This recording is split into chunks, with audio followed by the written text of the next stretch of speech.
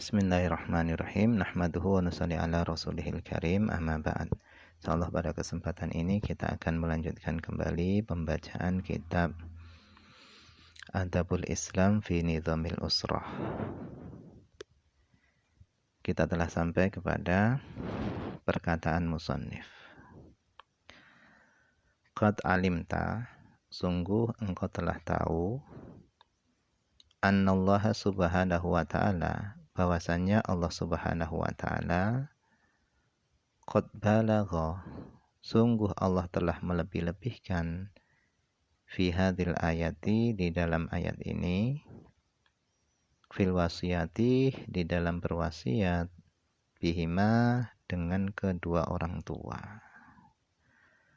Haitsu, di mana, iftatahaha, Allah SWT telah membuka ayatnya tadi bil amri, dengan perintah, bitauhidihi, supaya mentauhidkan Allah, wa ibadatihi, dan supaya beribadah kepada Allah. Tsumma syafa'ahu, kemudian Allah SWT menyempurnakan perintahnya tadi bil ihsani ilaihima, supaya berbuat baik kepada kedua orang tua. Tsumma dhayyaqal amra, kemudian Allah SWT mempersempit perintahnya. Artinya Allah SWT menfokuskan perintahnya fi mura'atihima, di dalam memperhatikan kedua orang tua. Hatta lam yurakhisu, sehingga Allah SWT tidak memberikan keringanan fi adna kalimatin, yaitu pada paling rendahnya kalimat, tasu'uhuma, yang kalimat tadi bisa menyakiti kedua orang tua, yaitu dengan mengucapkan wa ayyadullah, dan supaya anak tadi itu merendahkan dirinya, wa yakhdu'a lahuma, dan supaya anak tadi itu tunduk patuh kepada kedua orang tua.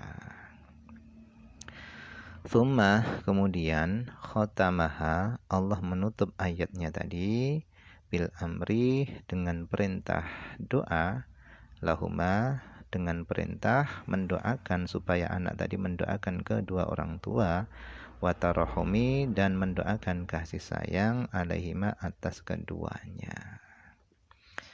Jadi intinya Allah SWT memerintahkan kita dalam ayat yang sudah kita baca kemarin. Allah memerintahkan kita supaya yang pertama kita menyembah hanya kepada Allah. Kemudian yang kedua, supaya kita berbakti kepada kedua orang tua kita. Kemudian jangan kita durhaka kepada keduanya. Kemudian hendaknya kita memanjatkan doa untuk keduanya, sebagaimana keduanya telah mengasihi kita, menyayangi kita, dan mendidik kita ketika kita masih kecil. Nah, ini adalah wasiat daripada Allah SWT kepada para anak.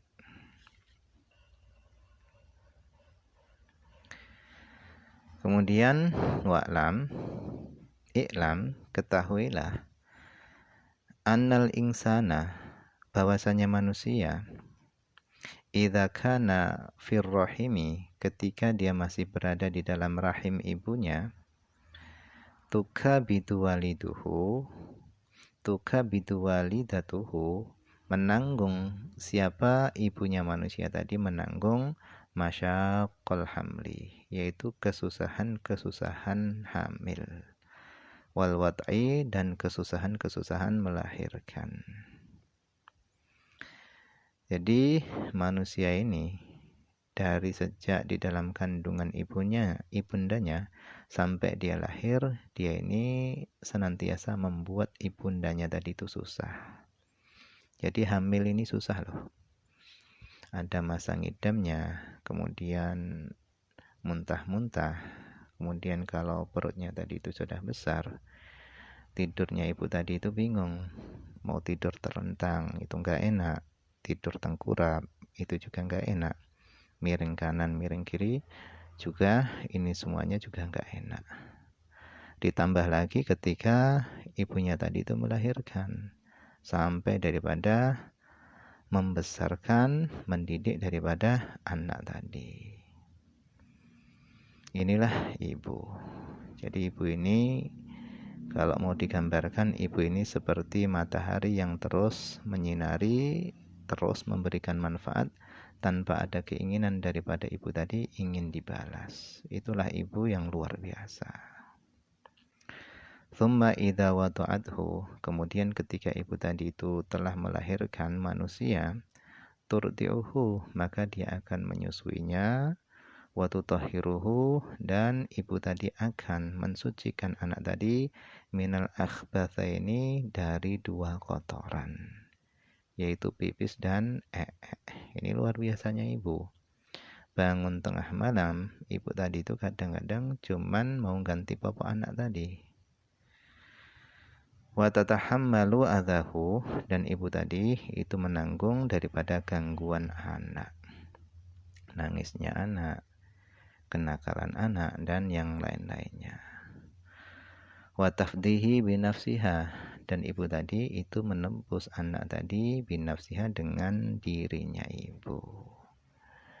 Dia rela korbankan dirinya hanya untuk anak. Hatta innaha, sehingga bahasanya ibu tatakarrabu, ibu tadi menjadi susah bi'adna karbihi, dengan kesusahan anak yang paling kecil. Jadi ketika anak tadi itu susah, maka ibu pun menjadi susah. Nah, hal itu ditanggung oleh ibu hatta yablugha asyuddahu, sampai anak tadi menjadi dewasa. Nah, ini adalah ibu, dia rela mengorbankan dirinya demi kebahagiaan anak. Oleh karenanya, bagi yang masih memiliki ibu, ibunya masih hidup, sayangi dia, hormati dia, jangan berkata kasar kepadanya.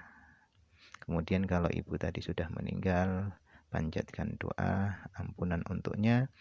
Kemudian kita berdoa kepada Allah SWT, semoga Allah SWT mengampuni dosa-dosanya, mengangkat derajatnya, sehingga Allah SWT tempatkan ibu tadi ke dalam surganya. Amin amin ya rabbal alamin. Nah, ini saja yang mungkin bisa dibaca pada kesempatan ini, semoga ada manfaatnya.